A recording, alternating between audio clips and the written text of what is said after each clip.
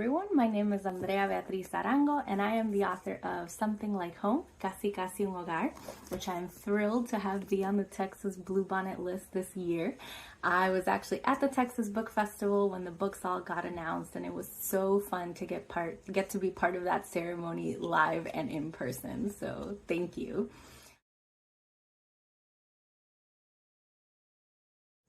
So if you're not familiar with my books, I think the most important thing to say right off the bat is that they're all in verse. I like poetry as a person. I've always liked poetry, but I don't think you need to like poetry necessarily to like books in verse.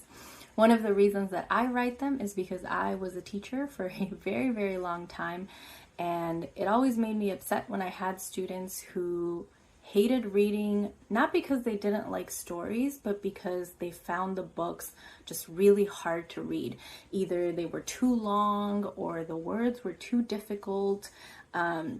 Whatever it was, they just had a bad experience whenever they tried it. And so I think for me, part of writing in verse is just that I think it makes books a lot more accessible. They're much shorter. There's way fewer words on the page. So 250 pages of a book in verse is not the same as 250 pages of a book in prose. But I also really like to write really specific individual stories.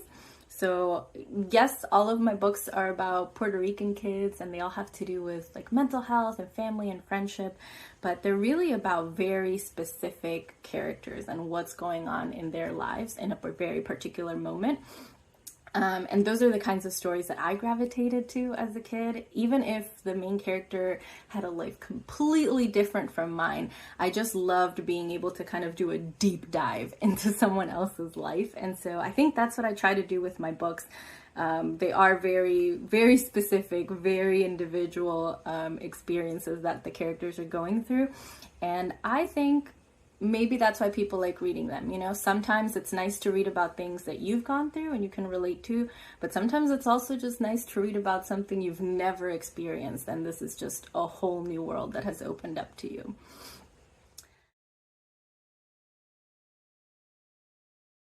So in Something Like Home, Laura goes to live with her aunt because her parents are in rehab.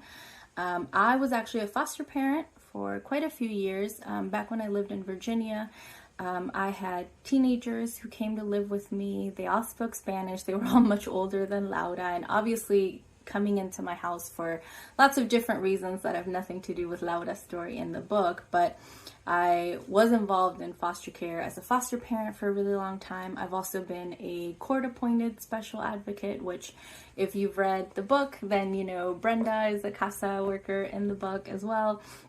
And so something that I had a really hard time with when I was fostering, and even when I was a teacher and I had students who were in foster care, was that there aren't a lot of books about foster care, period. And there are even less books or fewer books about foster care that have Puerto Rican main characters. I can't even think of any. But also a lot of the books out there have very clear bad guys, you know, and I was looking for a book to give to my students, to give to my foster kids that kind of honored the fact that they really loved their parents and they wanted to go back to living with their parents, and they would be able to go back to living with their parents as long as certain things, you know, happened, but that was like the direction they were heading, right? And I didn't find a lot of books that kind of showed that part of foster care, even though that's what the majority of foster care cases are. It's normally not parents doing really, really terrible, hurtful, abusive things to their kids. It's more stuff like what happens to Laura, where her parents go to rehab, or maybe there might be some medical emergencies, you know, stuff like that happens a lot. And so that's what inspired Laura's story. I just wanted to tell kind of a different side of foster care, a different kind of kinship care, because I couldn't find those books when I needed them to share with kids in my life.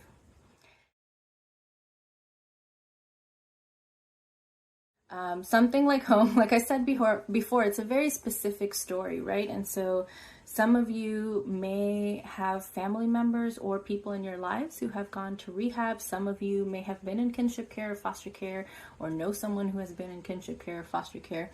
But even if you yourself haven't gone through that, chances are that at some point in your life, you will meet someone who has. And so, as always, I really just hope that my readers come away from my stories with a little bit more empathy, a better understanding of the different ways that families can present themselves and the different hard things that other kids might be going through that you might not know about. And so I hope that if this is your experience reflected in the book, that you feel comforted by it. But if it's not, I hope that you remember it so that when you encounter people who are struggling with addiction or who are in some sort of alternative home situation, that you kind of treat them with more kindness because of it.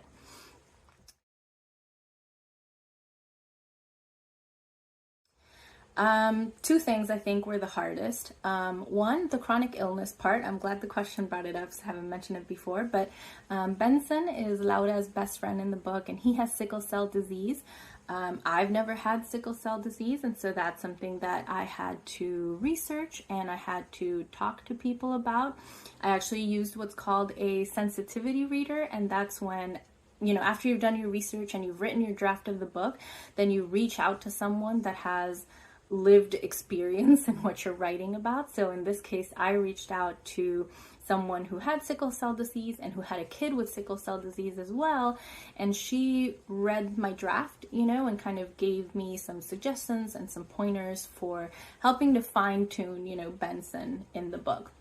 So that was a difficult part to write, but it got significantly less difficult because I was able to work with a sensitivity reader. I think the other most difficult part was just really trying to show how much Laura loved her parents and her parents loved her, because her parents aren't really around a lot in the book. They've already gone to rehab when the book starts, and so it can be hard to show someone's relationship when the person isn't really on the page.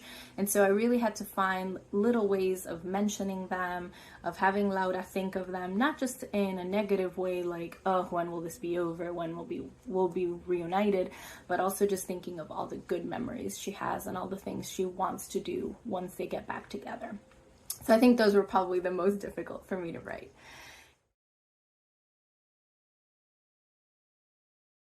I say this to everyone: read as much as you can. If you want to be a writer, the best thing you can do is read lots of books, and lots of books in different kinds of categories. I write contemporary novels in verse for middle schoolers, but I read books for younger kids, I read books for older kids, I read books for adults, and I read, fantasy and science fiction and adventure and all sorts of things.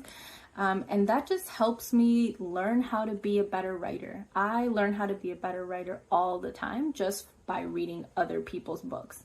So that would be my number one piece of advice. And then my number two is just to keep practicing and keep writing. I have been writing stories since I was 5 or 6 years old. I started out writing in Spanish.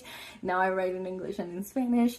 And my writing has gotten so much better over the years, because writing is one of those things where if you practice it, you will get better, period. It is a skill that you can develop. And so if you practice your writing and you read a lot of different kinds of writing, you will definitely become a better writer for sure. But also, I know we're talking about improving our skills, but also don't compare yourself to others or worry about how good or not good you are, because books are so subjective. I mean, you can look at my books like, oh yeah, Andrea won a Newbery honor and now she's on the Bluebonnet list. There's still people who hate my books and who think they're not great. And that's going to happen with your writing too. Some people will love it, some people will not love it, and that doesn't mean it's good or bad. So just throwing that out there, because I think all stories have value and all stories are important, and we all have certain stories that we want and we should tell regardless of skill, right? So yeah, that is all of the questions. Thank you for asking them. If you all ever have more questions, you can reach me through the contact form on my website. I am always happy to email with readers, and I look forward to coming back to Texas again because I had such a great experience at the book festival. Thank you so much for having my book on the Bluebonnet list.